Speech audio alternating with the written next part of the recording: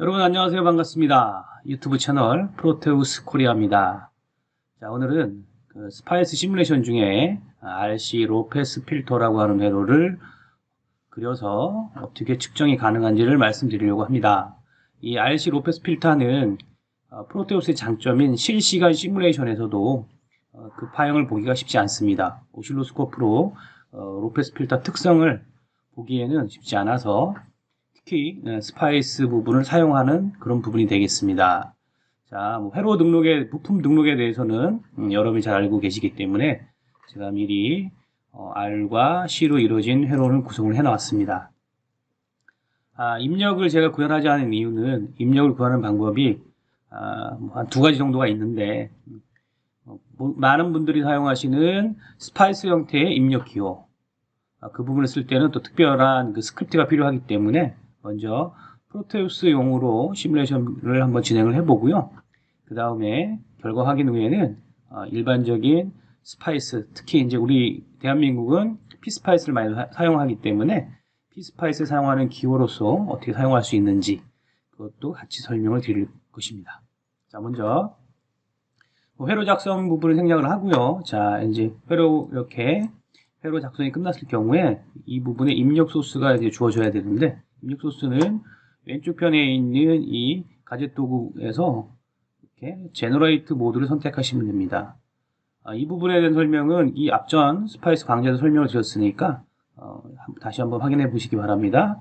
제너레이트 모드를 클릭을 하시면 DC부터 스크립트 테이블이라고 하는 여러 가지의 입력 도구들이 준비되어 있습니다. 이 중에 특별히 선택을 하지 않으셔도 되지만 여기 사인 특별히 입력을 선택하지 않는다는 이유는 뭐냐면 그냥 먼저 회로에 입력을 갖다 놓고 내가 이 회로에 어떤 파형을 주고 싶은지를 이 속성창에서 이렇게 더블 클릭을 하시면 사인파냐 펄스파냐 PW냐 선택할 수 있기 때문에 그 말씀을 드린 겁니다. 이 부분이 귀찮으신 분들은 처음부터 이렇게 나는 사인파야 라고 하시면 이렇게 사인파를 가져다 놓으시면 되겠죠. 똑같은 방법입니다. 더블 클릭을 해보면 아까 사인이라는 부분이 선택되어 있는 거고요. 자, 이 부분을 제가 인풋이라고 하는 제너레이터 이름을 주고요. 나머지 부분은 일단 손대지 않겠습니다. 어차피 이 로페스 필터는 주파수 범위를 가변하면서 측정하는 거기 때문에 이 기본 값들은 의미가 없습니다. 그래서 편하게 하시기 위해서 이 부분은 생략을 하겠습니다. 이 부분만 인풋이라는 부분만 입력하시면 되겠습니다. 자, 오케이. 그러면 여기 인풋이라는 부분이 나와 있죠. 우리가 보고 싶은 부분이 이제 출력이 어디냐? 출력은 이 부분이죠. 그래서 프로브 모드에 볼테이지 이 선택되어 있기 때문에 가져다가 이렇게 회로 위에 이렇게 결정을 했습니다. 자, 이 부분의 이름을 제가 변경하겠습니다. 컨트롤 E. 자, 아웃이라고 하는 이름으로 대문자를 쓸까요? 소문자를 가리지 않습니다. 동영상에 잘 표시가 되기 위해서 제가 이렇게 썼습니다. 아웃. 자, 그러면 이제 이 부분에 나오는 파형을 봐야겠죠. 자, 자리를 잡았고요. 자, 스파이스 분석이기 때문에 그래프 모드를 사용합니다. 그래프 모드. 자, 아날로그부터 AC 수입까지가 있는데 주파수에 관련된 부분이기 때문에 프리퀀시를 선택하시면 돼요. 자, 그려보겠습니다. 클릭, 이동해서 클릭. 자, 그래프 창이 준비되어 있으면 내가 보고 싶은 프로브가 어디 있는지 확인하셔서 이 안에 등록을 하셔야겠죠. 얘를 클릭하시고 단축키 말씀드렸었습니다. 컨트롤 T 그리고 OK 하시면 됩니다. 처음 보실 부분이라고 하면 이 부분을 이렇게 안 하셔도 된다고 말씀드렸었는데 다시 한번 그래서 얘를 클릭하시고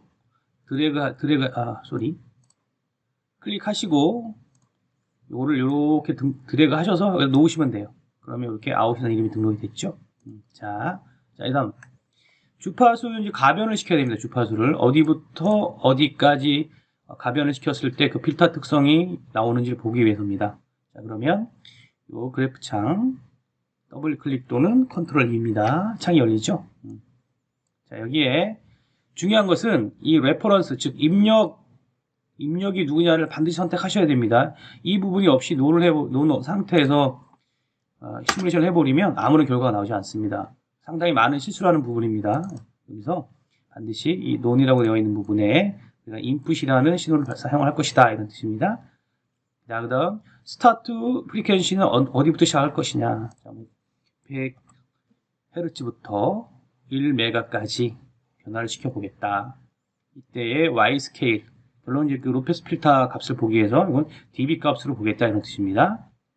이 부분, 이 부분, 이 부분. 그 다음 여기 뭐 스텝이나 인터벌은 좀 더 자세히 두실 수 있겠지만 노멀한 상태이기 때문에 그냥 두겠습니다. Y 스케일, dB. 이 부분 꼭 확인하셔야 됩니다. 오케이. 이래놓고 결과를 봐야 되는데 실수하지 마시려고 말씀드렸죠. 실수를 많이 하는 부분이 뭡니까? 이 플레이 버튼을 눌러서 파형을 못 보는 경우가 상당히 있습니다.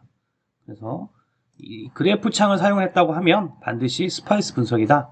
스파이스는 그래프 해석이고 그 그래프 해석의 실행키는 뭡니까? 스페이스바죠. 스페이스바. 자, 그래서 키보드에서 스페이스바를 눌러주시면 이렇게 특성이 나옵니다. 자, RC 로페스 필터에 1K와 0.01 마이크로를 줬을 때 이 특성 곡선이 어떻게 나오는지 제가 증명하면 틀릴 수도 있지 않습니까? 자, 그래서 이렇게 사이트 하나를 제가 미리 열어놨습니다. 자, RC 로페스 필터. 원래는 이렇게 되어 있겠죠? 0. 이 상태에서 칼큘레이터를 해버리면 이렇게 나옵니다. 자, 한국말로 되어 있는 데도 있어요. 이렇게. 자, 1kg. 우리가 사용했던 이 저항 1kg. 그 다음에 0.01 마이크로죠. 자, 0.01 마이크로. 그러면 여기 입력을 하시면 자동으로 계산이 나옵니다.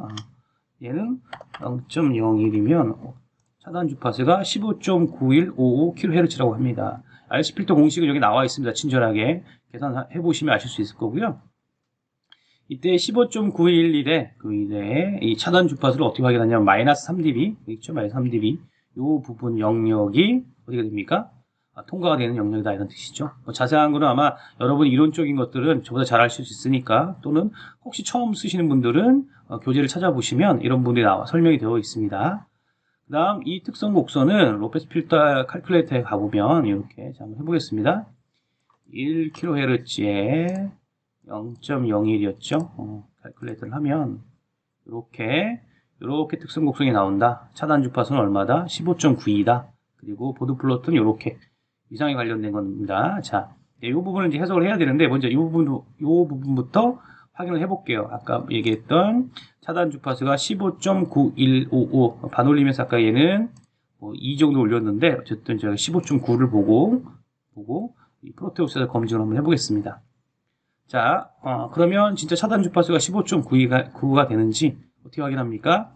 이 창 프리퀀시 레스폰스라고 창 안에 타이틀 바가 있어요. 저는 지금 이 그래프 창을 흰색에 이렇게 회색으로 바꿨지만 아무런 설정을 하지 않으신 분들은 이 부분이 초록색으로 나올 거예요. 초록색으로 여기를 따닥 크게 눌러주시면 돼요. 따닥 하면 이렇게 창이 열립니다. 자, 그 다음 밑에 있는 이 부분 100부터 1메가까지가 이제 주파수 영역인 거고요. 왼쪽에 표시되어 있는 이 부분, 이게 이제 dB 값을 표시합니다. 마이너스 3dB면 이 정도 어디 되겠죠? 이 정도 어디 될 거예요. 그렇죠? 라인이 이 정도 될 것 같아요. 볼게요. 자, 보겠습니다. 자, 여러분 어디를 보셔야 됩니까? 이 눈금을 읽기 쉽지 않죠? 여러분이 보셔야 할 부분은 이 그래프 창 우측 하단입니다. 우측 하단에 보시면 현재 이 커서가 가리키는 이 부분에 대한 값이 나옵니다. 마이너스 2.76이래요. 2.98, 2.73, 1.90, 3.01. 자, 뭐 3.01도 여타 나오겠지만 정확한 값을 잡고 싶으시면 그 언저리에 커서를 갖다 놓으시고, 자, 여기 보시면 확대하는 메뉴가 있어요. 특정 영역을 잡아 확대하는 메뉴. 그 아이콘 있죠? 얘를 클릭하시고 내가 이 부분만 좀 더 확대를 하겠다. 이런 뜻입니다. 그리고 나서 얘를 움직이시면 좀 더 쉽게 마이너스 3을 찾을 수 있어요. 나왔죠? 마이너스 3.0이라는 부분이 나왔습니다. 자, 이때 우측에 보시면 왼쪽이네요. 왼쪽 프리퀀시가 15.9K로 표시되어 있죠. 15.9K로 표시되어 있습니다. 그런데 아까 우리가 이 영역을 잡아서 확대를 했기 때문에 전체적인 그 형태가 안 보이죠. 그럴 때 이렇게 세 번째 아이콘 누르시면 돼요. 전체 보기. 그러면 이렇게 나옵니다. 빗금이 쳐져 있지 않지만 이 영역을 이렇게 해서 이 부분이 통과되는 영역이다. 뭐 이런 부분은 이제 우리가 이론적으로 볼 수 있을 겁니다. 자, 그래서 잠깐 줄여보겠습니다. 이렇게 나온 거예요. 자, 됐고요. 또 여기서 보니까 보드 플로트가 뭐 이런 형태로 이제 표시가 된다고 합니다. 자, 그러면 이 부분은 같이 표현하면 얘가 사라지니까 제가 요거는 이렇게 조금 올려서 얘를 카피해서 밑에 놓겠습니다.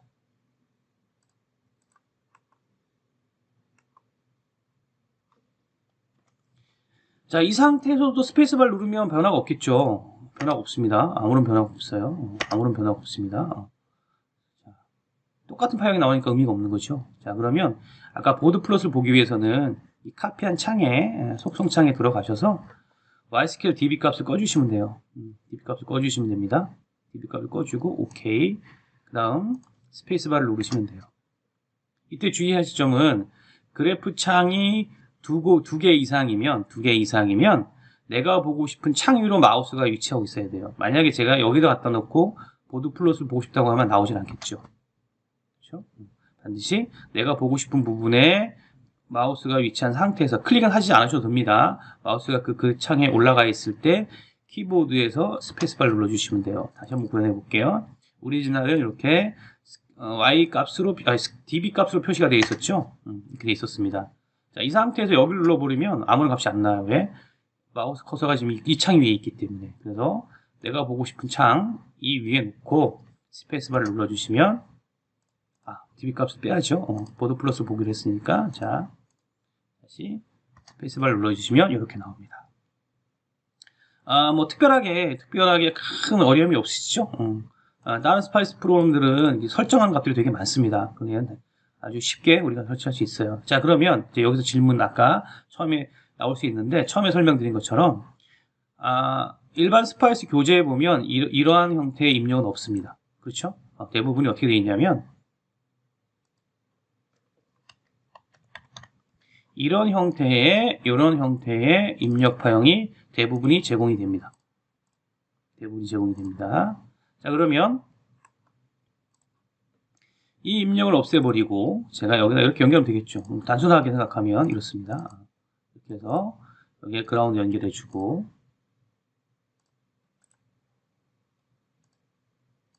이렇게 하면 되겠죠. 또 우리 질문하셨어요. 프로테우스는 반드시 이렇게 그라운드를 다 꼭 나눠서 해야 됩니까? 그래야만 시뮬레이션이 됩니까? 너무 불편합니다. 이렇게 질문하셨는데 그렇진 않습니다. 이렇게 하셔도 시뮬레이션은 됩니다. 하지만 이 프로테우스는 어떤 특징이 있냐면 회로를 그려서 PCB 레이어까지 가고 그걸 3D로 보는 기능, 즉 PCB 레이아웃 기능을 같이 동시에 제공을 합니다. 특별하게 스파이스 되는 라이브러리 또는 회로도 그리는 라이브러리가 별도로 구성되어 있지 않고요. 대부분이 시뮬레이션 모델을 제공하고 있기 때문에 그냥 이 상태로 그리신 상태에서 결과를 보고 PCB 레이아웃까지 갈 수가 있습니다. 그랬을 때 아날로그하고 디지털이 분리되어야 되는 부분이 있다고 하면 아날로그 부분의 그라운드, 디지털 부분의 그라운드 이런 걸 분리하기 위해서는 가급적이면 이렇게 저는 이렇게 개별적으로 그라운드를 잘 분리를 합니다. 그리고 옛날 도스 시절에 이 스파이스는 이 그라운드를 0을 봐서 0에 대한 얘에 대한 0 이런 식으로 분리를 많이 했었어요. 그래서 어쨌든 이렇게 하셔도 되고 연결하셔서 그라운드 하나만 연결해도 됩니다. 자, 그러면 이 상태에서 만약에 시뮬레이션을 진행하면 어떻게 될까요? 결과값이 안 나올 거예요. 많이 당황할 겁니다. 아까 이런 얘기가 있었지. 이 안에 소스를 선택하라고. 그러니까 이 소스가 없어서 그렇겠네 라고 생각하시고 의미 좋게 가서 노를 눌렀는데 V1이라는 것이 표시가 안 되죠. 이러면이면 프로테우스는 자기네밖에 못 쓰는구나. 즉 프로테우스가 제공하는 것밖에는 호환성이 없네 라고 하시는 분이 되게 많으세요. 하지만 그렇지 않습니다.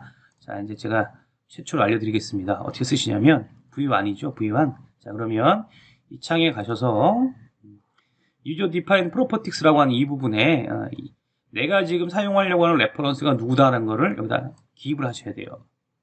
자, 그럼 우리가 지금 하려고 하는 게 뭡니까? 주파수죠. FREQ 프리퀀시에 누구를 지정합니까? REF 레퍼런스죠. FREQ REF입니다. 자, 그래서 프리퀀시 레퍼런스는 누구다? 는 누굽니까? V1이죠. V1 이렇게 표시하면 됩니다. V1. 자, 오케이 한번 해보겠습니다. 그리고 나서 스페이스바. 자, 결과가 나왔죠? 이 부분 잊으시면 안 됩니다. 자, 그러면 이번에는 아이고, 여기죠, 여기. 따닥. 자, 이제 마이너스 3dB를 한번 보겠습니다. 마이너스 3dB. 아까와 똑같은 결과가 나오는지.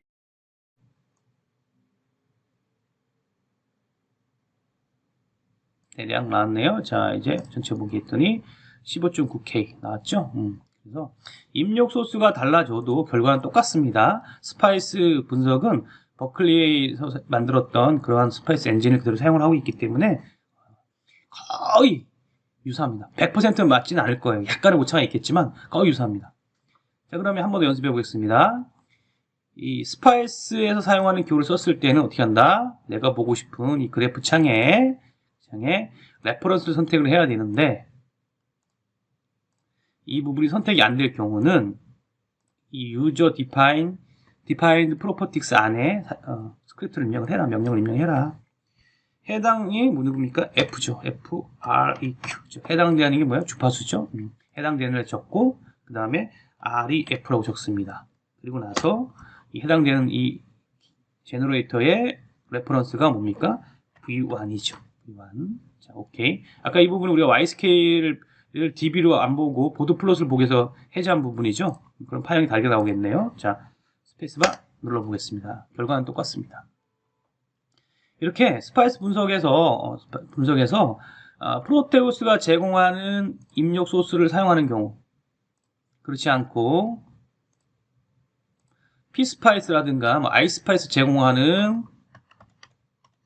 소스들을 사용할 경우, 여기 보시면 예를 들어서 vSign, 그다음 vSource, DC 이런 경우에는 다 여기 경우에 있습니다. 이럴 경우에는 다 레퍼런스를 잡아줘야 됩니다. 이런 부분이 설명될 기회가 있으면 그때 다시 한번 설명을 드리는 걸로 하고, 오늘은 이 프로테우스에서 RC 로페스 필터를 스파이스 분석으로 해서 결과를 보는 방법을 설명드렸고요.